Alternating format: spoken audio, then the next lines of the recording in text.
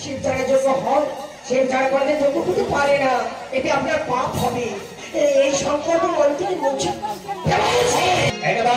কৃষ্ণ কৃষ্ণ গাউরি পাখি ময়না আমার মনে পাখিটা মনে পাখিটা জামাই দেখবি দেখবি জামাই দেখবি দেখবি জামাইয়া আপনার শ্বশুর মশাই ক্রোধে ক্রোধান্বিত হয়ে তিনি করতে চলেছে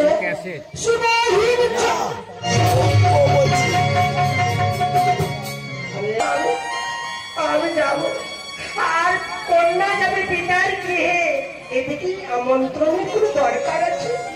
দাও প্রভু দাও, আমাকে হাসি মুখে বিদায় দাও।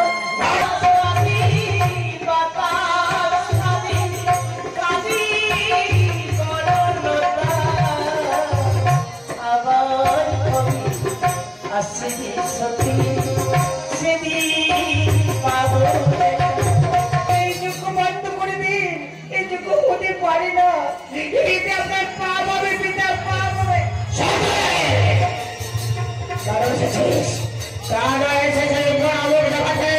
এখান থেকে চলে যা, এখান থেকে তুই দূর হয়ে যা। এত অপমান সহ্য করেছে, আমার এই প্রাণ দেবাকে বিসর্জন, আমার জীবন দেওয়া হতে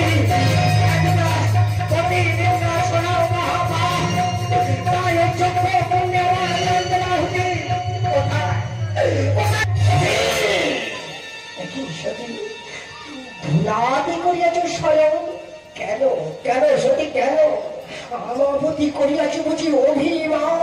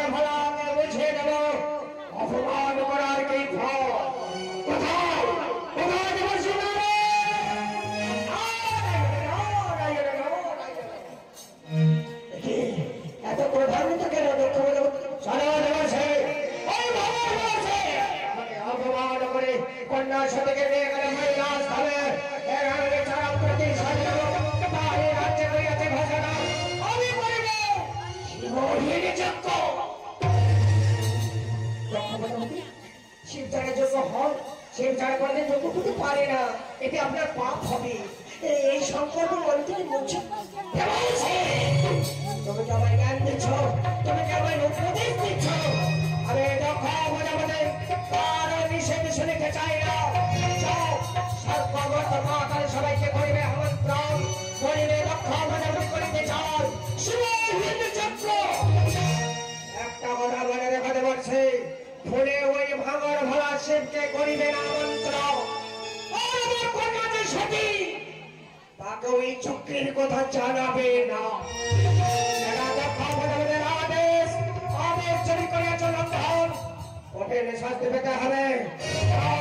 এক এক করে সবাইকে আমন্ত্রণ করেছ, তুমি চলিলেন নিচু কাচু সাথী মনে।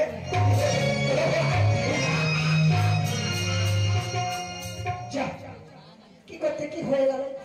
আমার হয়েছে যত জ্বালা, এর কথা যে ওকে বলে এসো, তার কথা যে তাকে বলে এসো, নানাদের হয়েছে এই কাজ। চাই পায়ে পায়ে করে হরি গোনা বলে গাইতে গাইতে সবাই আমন্ত্রণ করে আসি। একবার কৃষ্ণ কৃষ্ণ গাউরি পাখি ময়না, একবার কৃষ্ণ কৃষ্ণ গাউরি পাখি ময়না আমার মনে পাখিটা মনে পাখিটা ধরেছে পাই, মনে পাখিটা ধরেছে পাই না। এবার কৃষ্ণ নামে জপি মালা ময়না, কৃষ্ণ নামে জপি মালা ময়না, ডুবলে বেলা চলতে পারবি না, মনে ডুবলে বেলা চলতে পারবি না। একবার কৃষ্ণ কৃষ্ণ গাউরি পাখি ময়না, কৃষ্ণ কৃষ্ণ গাউরি পাখি ময়না আমার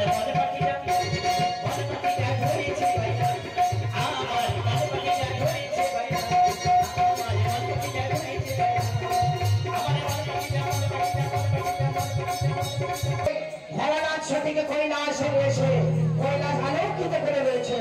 সঙ্গে রয়েছে নন্দিকেশ্বর আর ভূমিকেশ্বর। আরে বল বলে দেখ দেখ বাবার কাছে মাকে কেবল মানিয়েছে রে। আমাদের বাবা এখন বড় হয়েছে, জামাই হয়েছে রে। চল চল দেখে আসি তো। সবাইকে ডেকে ডেকে বলতে হবে। কি বলবে জানে? তোরা যে জামাই দেখবি দেখবি জামাইয়া, তোরা যে জামাই দেখবি দেখবি জামাইয়া, তোরা যে জামাই দেখবি দেখবি জামাইয়া। সবার বাড়বে গৌরী বনের, সবার বাড়বে গৌরী বনের, এই বলে কি দেওয়া যায়?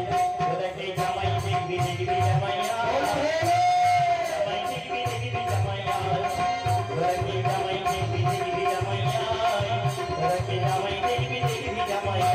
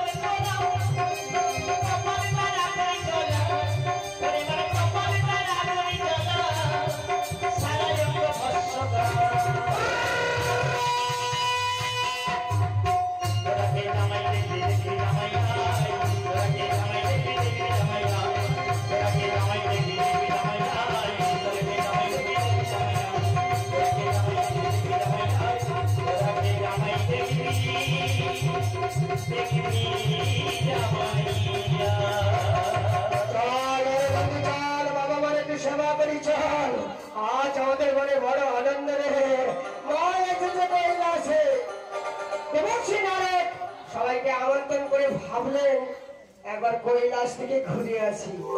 বাবা মা কি করছে একবার ঘুরে আসি। তাই তো কথা, ওই তো বাবা মা নন্দিকেশ্বর, বাবা বাবা বাবা একবার যেন কৈলাস আলোকিত করে রয়েছে। এসেছি যখন একবার প্রণামটা করেই নেই। প্রণাম হই বাবা, প্রণাম হই মাতা। কে ব্যাপার দেবর্ষি যে কে মনে করে কোনো সুসংবাদ আছে নাকি? আছে গোপিতা আছে। নারদ একটা সুসংবাদ ছাড়া কোথাও যায় না। ওই যে আপনার শ্বশুর মশাই দক্ষ ক্রোধে ক্রোধান্বিত হয়ে তিনি করতে চলেছে শিবহীন ইচ্ছা। আমি এই কথাটা বলা নিষেধ ছিল, ফাঁস করে বলে ফেলাম। তবে বাবা আর মা বলে যখন ভেবেছে উপায় তো নেই, আপনাদের কিন্তু কারো আমার উত্তর নেই। ওই চোখলাস ফলে আপনারা কেউ যেতে পারবেন না। আমি এখন আছি বাবা, আছি বাবা, আবার দেখা হবে।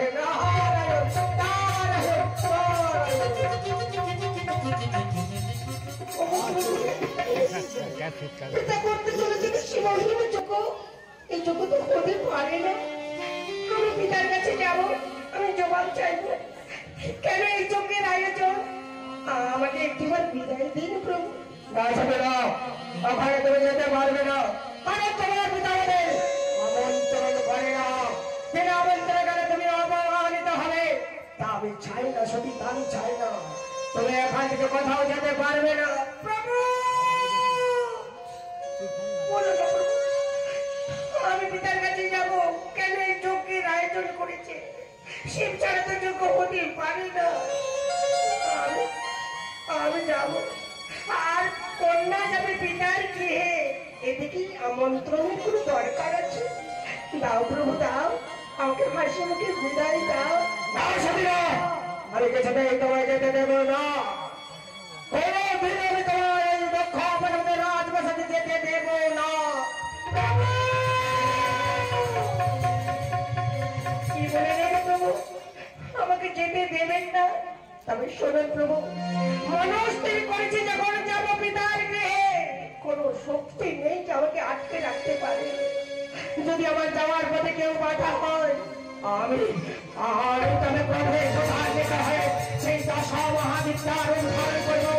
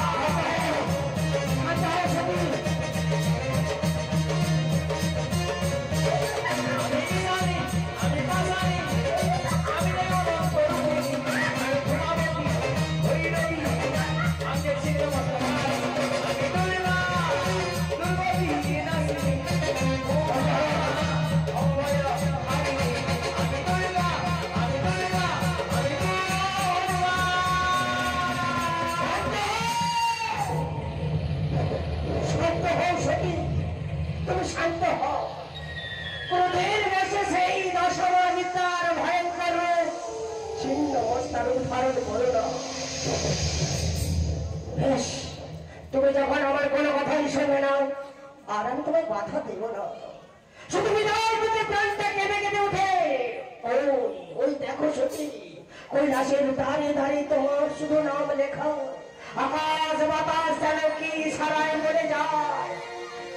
আবার কবি সত্যি আসবে সতী প্রভু, সেদিন পাবো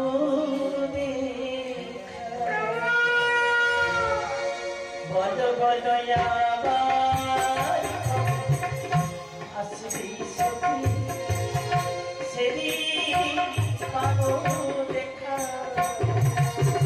কৈলাসী দাঁড়ি দাঁড়ি নামটি রবে লেখা। আবার কবি আসবে সতী সেদিন পাবো দেখা।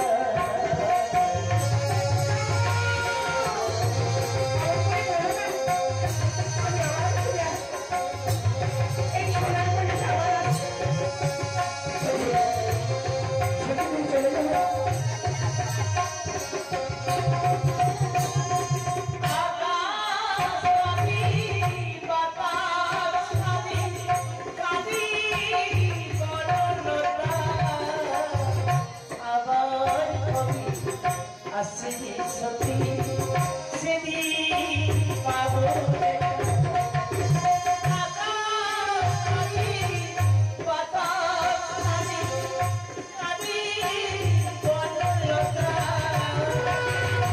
আবার কবি আসবে সতী সেদিন পাবো দেখা। বলো আবার কবি আসবে সতী সেদিন পাবো দেখা। আমি সেদিন পাবো দেখা। আমি সেদিন পাবো দেখা।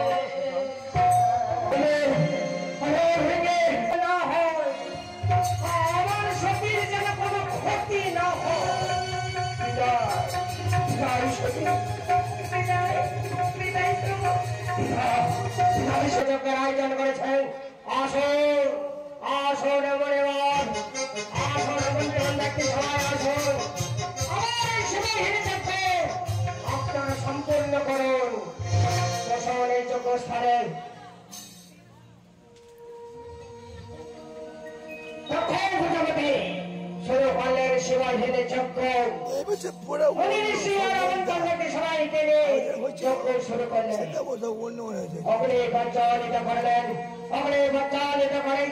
ও অগ্নি স্বাহা, ও অগ্নি স্বাহা, ও অগ্নি স্বাহা, অগ্নি স্বাহা, অগ্নি স্বাহা, অগ্নি স্বাহা, ও অগ্নি স্বাহা।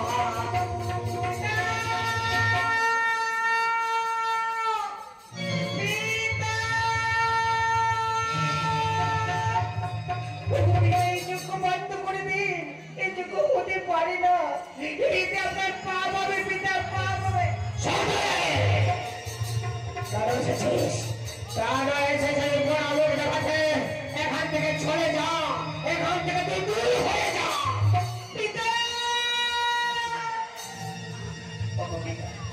এখানে তো আমি থাকতে আসিনি পিতা, শুধু একটি কথার জবাব দিন পিতা। আমার স্বামী কি দেবতা নয়? আমার স্বামী কি দেবতাদের মধ্যে কেউ নয়? কেন তাকে মাঠে চোখের আয়োজন এটুকু হতে পারে না পিতা? এটুকু আপনি বন্ধ করে দিন পিতা। তুই কি আমার জ্ঞান থেকে এসেছিস? আমি দেখা বোঝাবো আরো প্রবেশ করিতে চাইতে না হয়। কি বলিস তোর স্বামী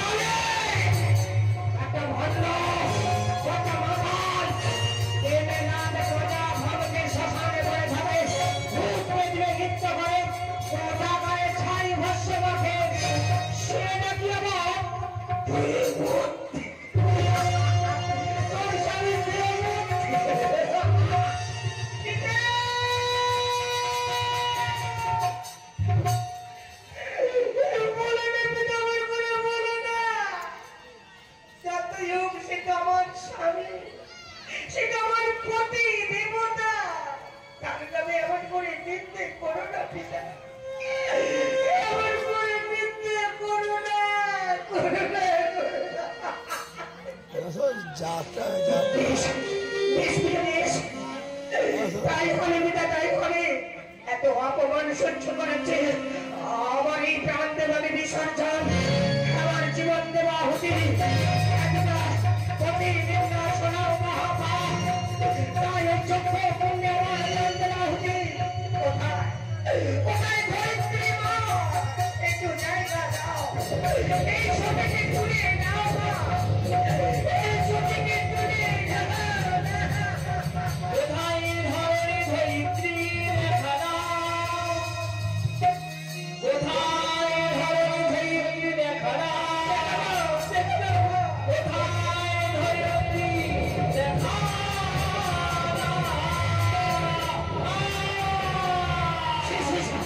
শেষ হয়ে যা সখী, তুই একেবারে শেষ হয়ে যা। এখানে শুনে দেখো কৈলাসে ফিরে যেতে হবে, এখানে শুনে পড়লে হবে। মাঝি কোনো কথা বলছে না, মাঝ কোনো সাড়া দিচ্ছে না। তবে কি আমাদের মা, আমাদের মা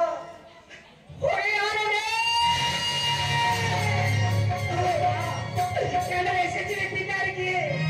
কেন তুমি এত অপমান সহ্য করে আমাকে ছেড়ে চলে গেলে? বাবাকে যে কি উত্তর দেব বলো মা,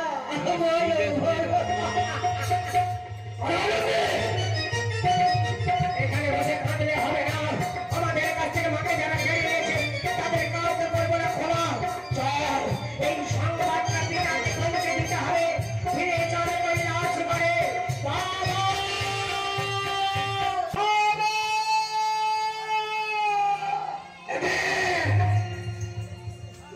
সব ওরে ভিন্ডিকে সব তোদেরকে দেখতে পাচ্ছি। আমার সত্যি কথা ওরে আমার সত্যি কথা বল। আমার স্তব্ধ হয়ে আছিস কেন? তোরা কথা বলছিস না কেন? বল বল আমার সত্যি কথা। বাবা ও বাবা সে কথা শুনতে চেয়ে না বাবা। সে কথা শুনে আপনি স্থির হয়ে থাকতে পারবেন না। সে যতই কঠিন কথা হয় বল ভেঙে বল আমার সত্যি কথা। ও বাবা ওই মাকে দেখো আমাকে চক্কর সকালে নিয়ে যাওয়া মাত্রে আপনার নামে কত কটু কথা বলেছে, আপনাকে করিয়েছে কত নিন্দা, আপনাকে করিয়েছে কত অপমান। তাই আমাদের মা প্রতি নিন্দা না সহ্য করতে পেরে মাকে হত্যা করেছে।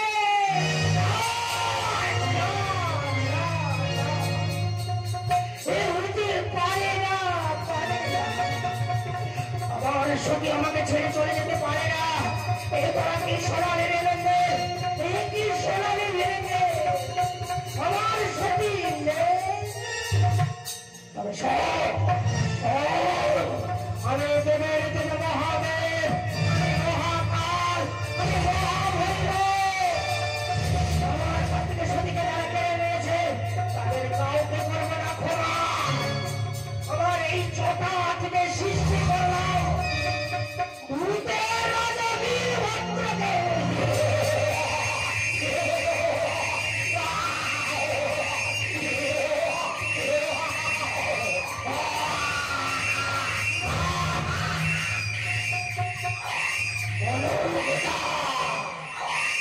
কেন আমার সৃষ্টি করলেন? পৃথিবীকে ধ্বংস করতে হবে, পৃথিবীকে প্রলয় করতে হবে। আদেশ দেবে পিতা, আদেশ দে।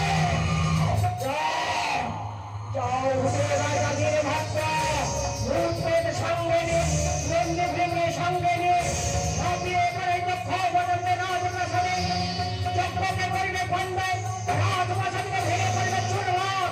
যাও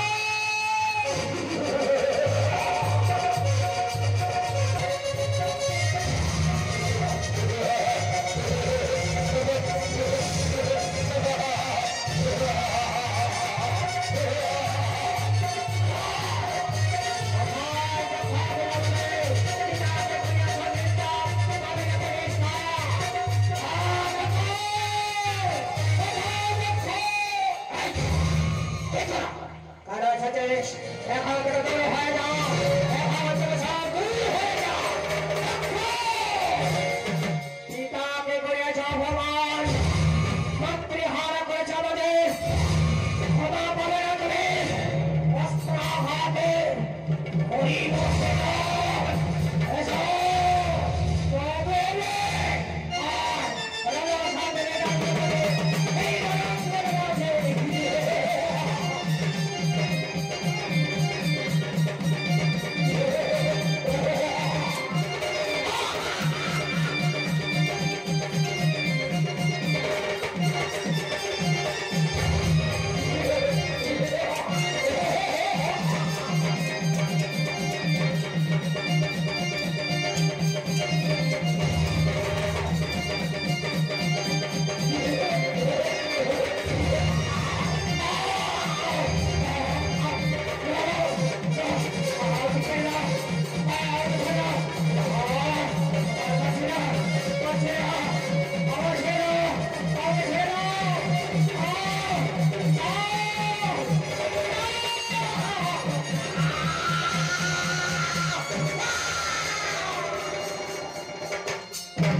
শিবনন্দা করেছিলেন সেই বস্তু কেটে ছাপরুন্ড করে দিলে ভোলানাথ সতী হারা পাগল হয়ে গেলে।